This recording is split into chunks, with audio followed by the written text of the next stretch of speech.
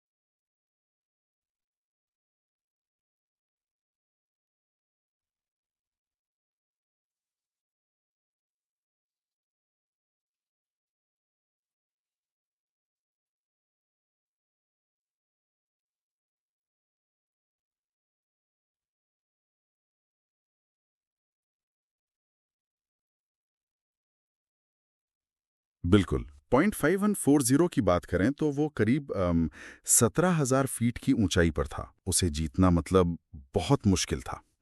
रात के अंधेरे में चढ़ाई करनी थी, वो भी सीधी खड़ी चढ़ाई, और ऊपर से दुश्मन लगातार फायरिंग कर रहा था। ऐसे में तो हिम्मत जवाब दे जाती है।